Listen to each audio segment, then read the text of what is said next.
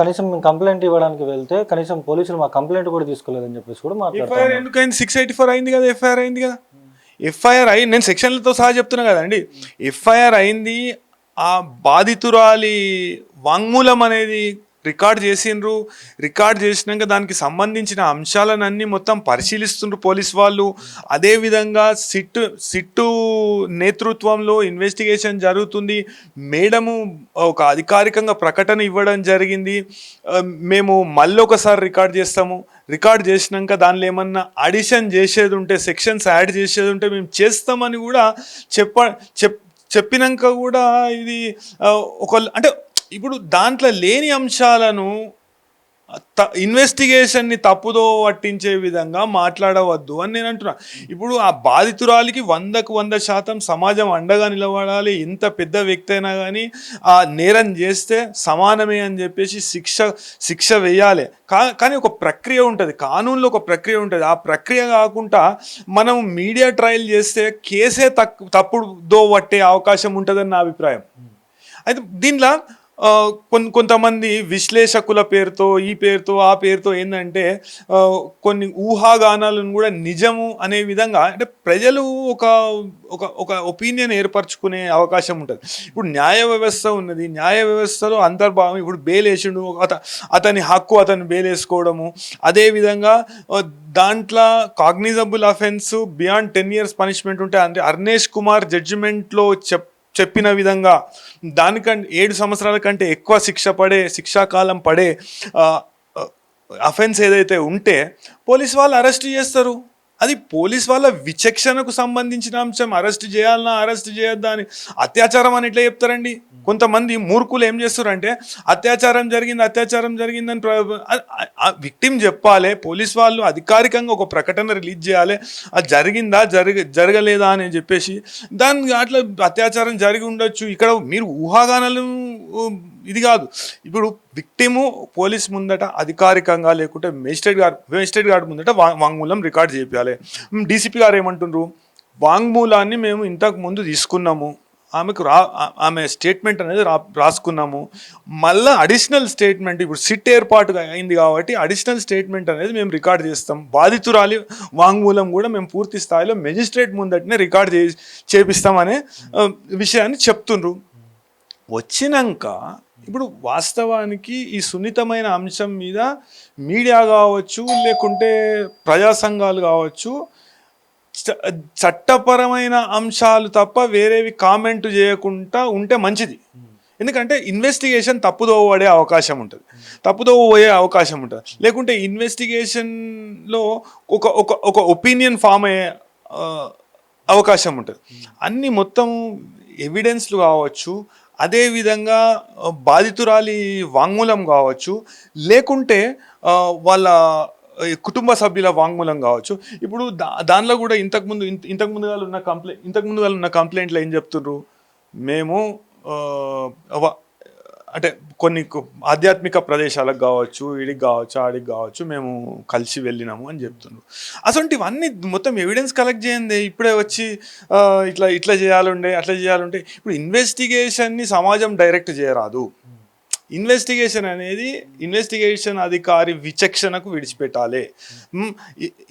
Investigating అధికారి అంటే ప్రభుత్వం కాదు, ప్రభుత్వం అంటే ఇన్వెస్టిగేటింగ్ అధికారి కాదు. ఆ విషయాన్ని మనము మనసులో పెట్టుకోవాలి. అంటే వ్యక్తిగత అభిప్రాయాలకు ఇక్కడ తావు లేదు. చట్టం ఏం చెప్తుందో చట్ట ప్రకారం ఎటువంటి శిక్షలు పడితే ఎంత పెద్ద వ్యక్తి అన్నా కానీ, దాని వెనుక ఎవరన్నా ఉన్నా కానీ, చట్టము ఇన్వెస్టిగేషన్ చేసినాక దాని నతీజ ఏం తెలుస్తుందో ఆ టైపు ప్రొసీడ్ అయ్యే అవకాశం ఉంటుంది. తప్పకుండా దానిలో నేరం చేస్తే అయితే శిక్ష పడే అవకాశం ఉంటుంది. చాలామంది ఏమంటున్నారంటే వాళ్ళ నాన్న కేంద్ర హోం సహాయక శాఖ మంత్రి కాబట్టి ఆయనకు ఒక న్యాయం, పేద ప్రజలకు ఒక న్యాయమా? పేద ప్రజలను అయితే వెంటనే ఎన్కౌంటర్ చేస్తారు, వెంటనే అరెస్ట్ చేస్తారు, ఆయన ఇంతవరకు రిమాండ్లోకి తీసుకోలేదు, ఆయన అబ్స్కాండ్లో ఉన్నాడు అని కూడా మాట్లాడుతూ ఉన్నారు. అంటే రిమాండ్ చేయమని అంటే సమాజంలో కొంతమంది వ్యక్తులు చెప్తే రిమాండ్ చేస్తారా, లేకుంటే చట్టంలో ఎట్లున్నది అది చూసి చేస్తారా? అంటే చట్టంలో ఎట్లున్నది అట్లా చేస్తారు కదా. ఇప్పుడు గతంలో వేరే నిందితులను ఎన్కౌంటర్ చేశారు, కొంతమందిని చేయలేదు. అంటే కొంతమందికి బెయిల్ వచ్చినాయి, కొంతమందికి రేప్ కేసులో కూడా యాంటిసిపేటరీ బెయిల్ రావడం జరిగింది.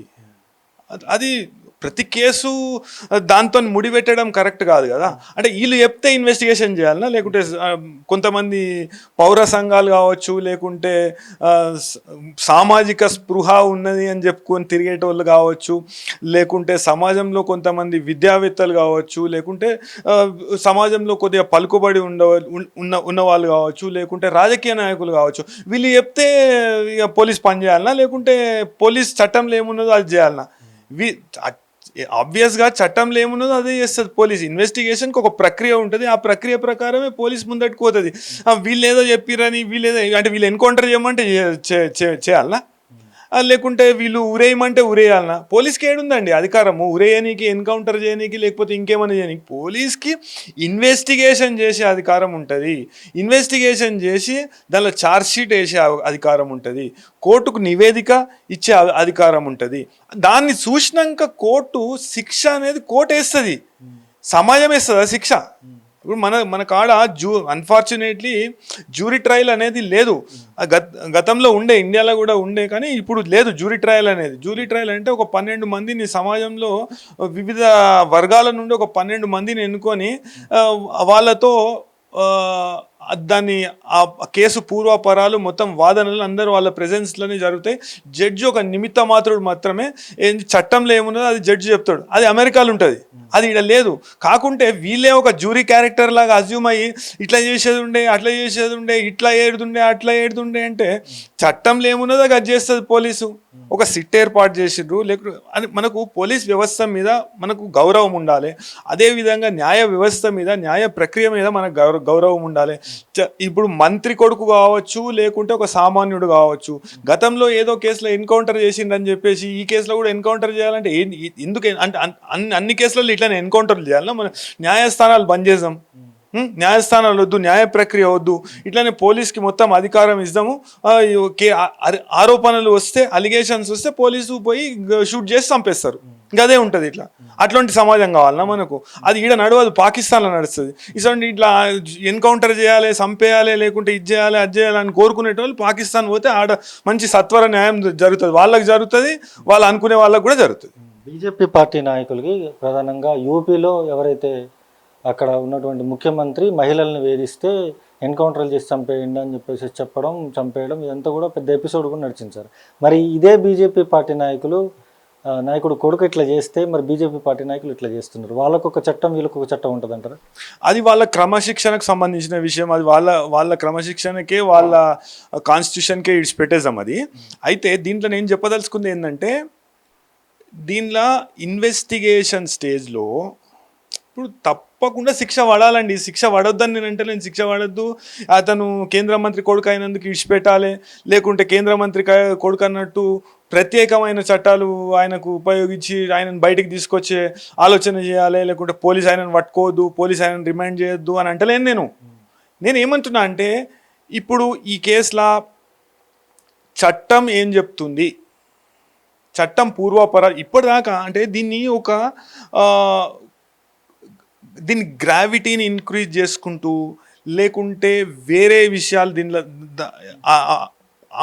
పొందుపరచని అంశాలు వాళ్ళకై వాళ్ళు ఊహాగానాలు చేసుకుంటూ, కొంతమంది మన సోషల్ మీడియాలో కావచ్చు పోస్టులు పెట్టడము, లేకుంటే వ్యాఖ్యలు చేయడము, కథనాలు చేయడము అనేది కరెక్ట్ కాదంటున్నాను నేను. ఇప్పుడు పోలీస్ వ్యవస్థ మీద మనకు నమ్మకం ఉండాలి, అదేవిధంగా న్యాయ వ్యవస్థ, న్యాయ ప్రక్రియ మీద నమ్మకం ఉండాలి.